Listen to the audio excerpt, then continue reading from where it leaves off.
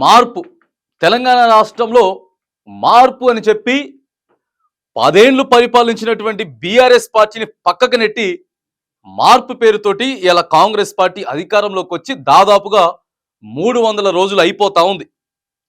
అంటే 10 నెలలు అయిపోతా ఉంది. ఏంటి మార్పు? మార్పు అనేది స్పష్టంగా క్లియర్గా కనపడతా ఉన్నది.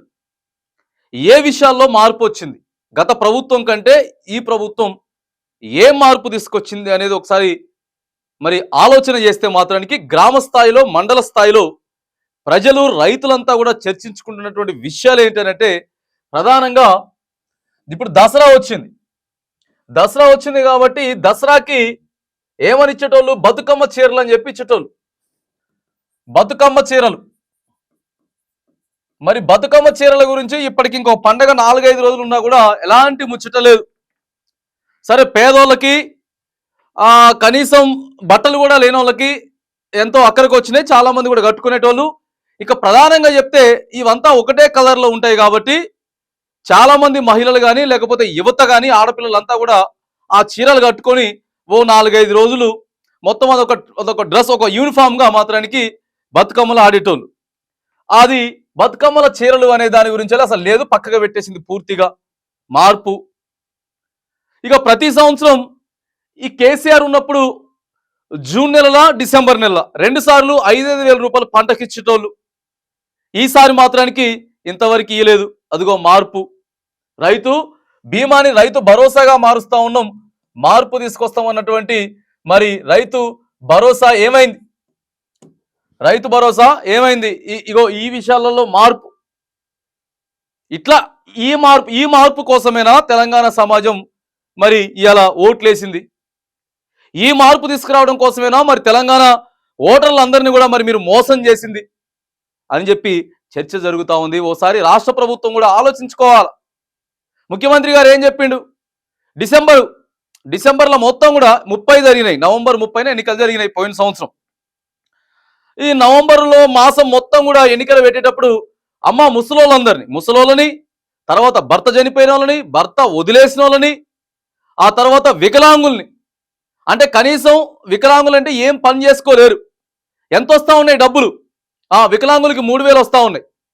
భర్త చనిపోయిన వాళ్ళకి, వితంతువులకి, వృద్ధులకి, ప్రధానంగా తల్లి కన్నటువంటి కొడుకులు, కూతుర్లు పట్టించుకున్న వాళ్ళందరికీ కూడా 2000 ఇస్తాను కదా కేసీఆర్ అమ్మ. ఇగో నేను సీదా చెప్తా ఉన్నా, డిసెంబర్ 9వ తారీఖునే మనం అధికారంలోకి వస్తా ఉన్నాం. ఇగో ఆ రోజు నుంచి నేను మార్పు తీసుకురాకపోతా ఉన్నా. 2000 ఇచ్చేట వాళ్ళందరికీ కూడా 4000, 3000కి వస్తున్నాయి వాళ్ళందరికీ కూడా 5000 రూపాయలు ఇస్తున్నా అని చెప్పిండు సారు. ఇప్పటికి 10 నెలలు అయిపోయింది. ఇచ్చేటటువంటి పెన్షను ఆ 2000, 3000 కూడా కరెక్ట్ టైంకి రాకుండా అది కూడా లేటుగానే ఇస్తా ఉన్నారు. మరి ఇదే మార్పు అని అడుగుతా ఉన్నాం. తెలంగాణ ప్రజల పట్ల మరి విశ్వసనీయత ఉంటే మార్పు తీసుకొస్తామని చెప్పి మనం నిజంగానే చెప్పినాం. కానీ నిజంగా ఆ మార్పు దిశగా అడుగులు వేస్తుంటే మరి ఇదేం మార్పు? అంటే కనీసం ఇవన్నీ కూడా బతుకమ్మ చీరలు కానీ, లేకపోతే రైతు భరోసా కానీ, లేదా ఆసరా పెన్షన్లు కానీ, ఇంకా ఏవో పెద్దవి కాదు. మీరు ఇస్తున్నటువంటి తులం బంగారం, లేకపోతే మహిళకి 2500, ఇవన్నీ పక్కగా పెడితే కనీసం కొత్త రేషన్ కార్డులు కూడా 10 నెలలు అయిపోతున్నా ఇవ్వలేనటువంటి పరిస్థితి ఉన్నది. ఈ మార్పు కాదు కదా మనం కోరుకున్నది.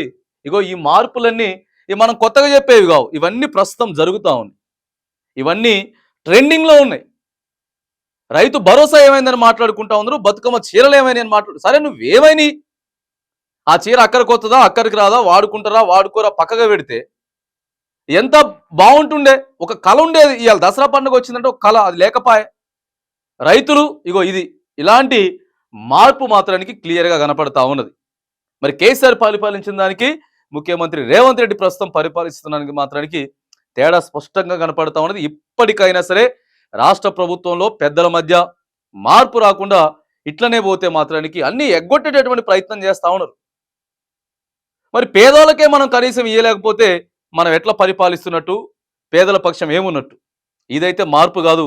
ఇగో మార్పు తీసుకొస్తామని చెప్పి కాంగ్రెస్ ప్రభుత్వం ఇవాళ మార్పును క్లియర్గా ఇలాంటి విషయాలల్లో మార్పు క్లియర్గా కనపడేటట్టు మాత్రానికి చేస్తూ ఉంది.